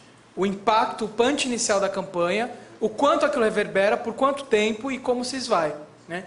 Se você pensar com essa cabeça de teste AB, de retroalimentação criativa, possivelmente o Burger King entendeu que talvez bater de frente o Paulo Guedes podia ter sido um cálculo errado que vai atiçar uma outra reação. E aí nessa campanha eles vão de uma forma mais sutil, né? Então eu acho que é muito importante para a gente pensar essas novas campanhas, para analisar e pensar o seu curso de vida e como se retroalimentou a partir de outras campanhas, né? E de fato é a mensagem que mais se impacta, né? Não tem outra questão. Eu acho que o caso, quando o Burger King toma para si a ideia de fazer uma propaganda diversa com um casting diverso rejeitado pelo Banco do Brasil, né, nada mais é do que uma ação de chamar a atenção e usar essa economia da atenção do assunto quente. Porque se fosse um assunto usado 1 mês, 2 meses depois, não ia ter o mesmo efeito. Foi um anúncio de oportunidade. Então, eu acho que o Burger King é quem melhor tem trabalhado com a rapidez desses novos fluxos, né? Que acho que a professora Maria Lília colocou bem, assim, né? De fato, são os novos fluxos e como isso impacta a nossa criação publicitária, que mede-se agora com outros critérios. E é preciso criar esses critérios e esses parâmetros analíticos para que a gente consiga, de fato, entender as suas magnitudes, suas dimensões, né? E eu amei essa mesa. Diferentemente dos colegas, eu achei ela incrível desde o começo. Eu saquei o que era e ficou maravilhoso. Adorei, adorei. Eu gostaria de aproveitar e comentar também, apesar de vocês não terem feito a pergunta para mim, mas é porque o que me inquieta, e respondendo a pergunta da nossa decana, o que me inquieta é toda essa energia, todo esse enxame para vender hambúrguer. Porque cá para nós a gente não está falando do hambúrguer. A gente sequer está levantando uma questão e uma discussão a respeito de junk food, que essa porcaria não alimenta, que isso é anti-nutriente. Nada disso. O que a gente está discutindo é a campanha do Burger King. E a gente tem cabeças, como o Bruno falou, pensantes, inteligentes, se dedicando a fazer a gente comer maionese de leite. Ou a gente também teve no passado campanhas de leites em pó, convencendo as mulheres que aleitamento infantil era uma coisa ruim, porque era muito melhor dar leite em pó. E depois, hoje, a gente fica escandalizado, dizendo, como eles fizeram isso? E a gente não olha o que a gente está fazendo hoje, que daqui a 20 anos a gente falar como que eles estavam fazendo isso, e éramos nós que estávamos fazendo isso. Então, isso é o que me inquieta. É a gente ter esse olhar que, peraí, isso aí é para vender hambúrguer, isso daí é para comer maionese, isso aí... É isso eu não podia deixar de falar. Não, também queria comentar, porque, primeiro que esse questionamento sobre o quanto as empresas investem em saber o retorno no consumo, o retorno no lucro, né? O retorno não é social. Eu não vejo pesquisas, né? Retorno, o ROI, né? Pesquisa sobre investimento, não, é o retorno no consumo, não é o retorno na sociedade, né? E eu acho que aquela campanha que foi citada do Banco do Brasil, que foi proibida pelo governo federal, ela não era sobre diversidade. Ela era sobre abrir conta. Estou falando isso porque isso corrobora o que eu estou dizendo. Era uma propaganda de conta. Mas percebeu-se o poder que ela tinha por trazer na linguagem uma estética diferenciada, né? Uma estética propositiva, uma estética inclusiva, né? Ou seja, a questão não está muitas vezes no conteúdo do que eu estou falando, está em como eu estou falando, né? Com que casting eu estou falando, né? Em cima de que valores eu estou falando. Valor não estou dizendo posicionamento de marca. Estou falando de valores, né? Qual é a concepção de mundo que você traz quando você debocha, né, de uma questão qualquer, né? Qual é a visão que você propõe quando você vai tratar para vender um produto qualquer, você faz um deboche ou traz uma visão limitada das questões, ou seja, me parece que está tudo na linguagem e concordo integralmente com o que você disse, Patrícia. A gente se questiona sobre isso, né? E eu acho que você deu esse exemplo que eu acho excelente, mas eu também sempre penso, né? Um dia a indústria dividiu os bebês entre bonitos e feios, né? Uma coisa que eu acho inconcebível, né? E está na mesma lógica da maternidade, do aleitamento, e da parentalidade, e você tem ali, então, a linguagem sendo capaz de operar isso, né? Fazendo você enxergar diferente um bebê, né? Já não é mais o seu olhar terno, cuidadoso de mãe, passa a ser um olhar estético, de mercado. Esse bebê é bonito, esse bebê é feio, meu bebê tem que estar bonito, tem que estar feio. E isso não foi feito só vendendo fralda, né? Isso foi enchendo de bebês a publicidade, para falar de qualquer coisa, família, viagem, casa, ou seja, a linguagem é muito poderosa.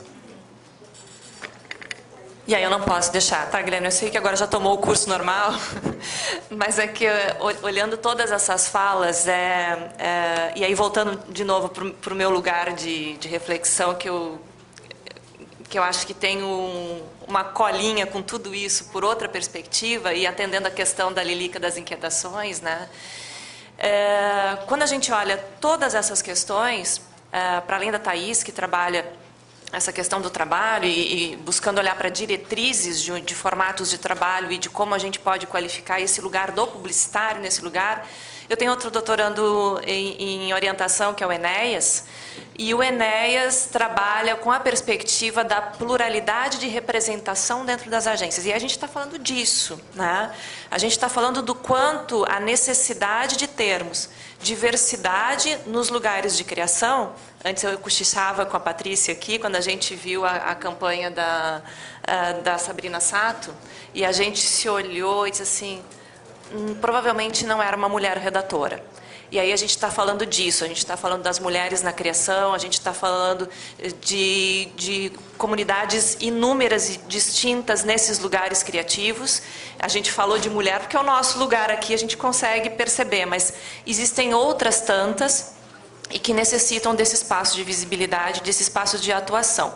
Quando a gente está falando dessas políticas e novas formas de pensar, o novo lugar de fazer propaganda, o novo formato de trabalho em propaganda, a gente está falando para esses jovens que estão aqui, que é inquietante, é interessante e dá brilho no olho, a gente vê as novas possibilidades, mas o quanto a gente tem que estar constantemente também com o olhinho aberto para a crítica do quanto isso definitivamente, o quanto disso é bom e o quanto disso a gente ainda tem que lutar, o quanto disso a gente tem que levantar a bandeira ainda atrás de questões que sejam valorosas para esse lugar da gente como profissional e não da gente numa plataforma receber R$40 por uma redação de um conteúdo publicitário. Isso em algum momento é valor, é importante, ele vai me causar esse espaço na plataforma, eu vou ser reconhecido na plataforma, ok, mas o quanto isso depois reverbera numa canibalização do próprio mercado? Como é que a gente luta por isso? É difícil, eu sei, é difícil a gente falar desse lugar, mas eu acho que é importante.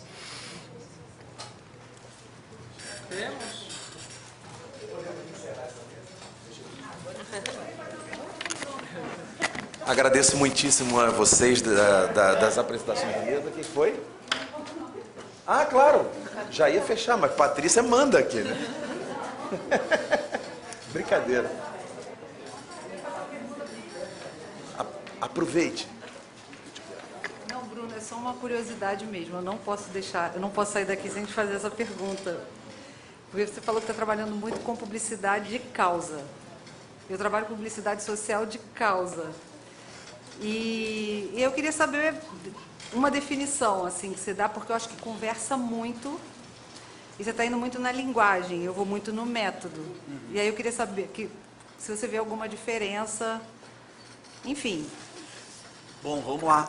No artigo que a gente publicou, né, eu, a professora Clotilde e a Santaella, ali tem uma definição que eu já nem acho boa. Tá? Aliás, eu vou confessar, eu citei essa mesma citação e já mudei no meio do caminho. A própria citação, ninguém vai perceber mesmo, mas eu já mudei. Mas eu acho que quando a publicidade, ela traz para o seu nível de conteúdo questões políticas. Isso eu considero publicidade de causa, quando ela traz questões políticas para o seu conteúdo. Portanto, aquilo que eu estou chamando de publicidade pós-causa é quando a publicidade ela mantém somente na linguagem as questões políticas. Ela tem uma linguagem politizada, uma linguagem comprometida com questões políticas, ainda que ela esteja lá para vender sabonete ou leite em pó. Né? Mas ela consegue ter ali uma superfície sensível que expressa um posicionamento político, que expressa um engajamento político. Agora, eu entendo que quando você fala de publicidade social, de causa, você está falando de aí um outro processo de criar a publicidade. Né? Que eu acho que, embora os nomes sejam parecidos, seja outra coisa. O fim talvez seja o mesmo, né? Uma publicidade melhor, que construa um mundo melhor. Mas está mais ligado a processo. Né? Então, acho que tem um lado de pensar em processo de fazer a publicidade e do meu lado do resultado. Né?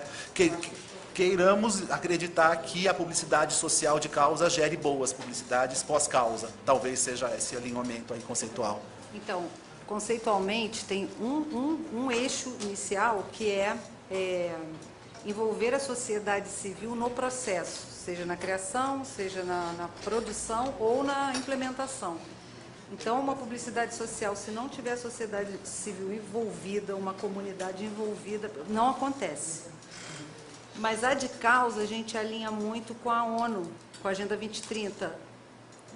Então, quais são os interesses atuais e que trabalham nesse viés, né? Com o envolvimento da sociedade civil.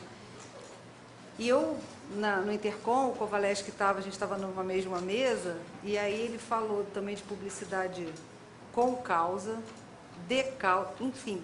Eu acho que a gente podia se juntar para discutir isso. Para conversar, porque são coisas similares, eu acho que tem uma complementaridade aí que eu acho que pode dar uma definição boa. Concordo. Né? Porque está tudo meio que em construção, eu estou trabalhando isso há alguns anos, mas muda, né? A ONU muda, o mundo muda, consome-se mais leite em pó, a lata do leite, vai para onde a lata do leite? Tem um discurso de um jeito, mas uma prática de outro. Então, eu acho que é uma boa a gente se juntar para conversar sobre isso. Eu acho ótimo. Eu não sei, é isso, é uma sugestão mesmo. Maravilha, sugestão aceita.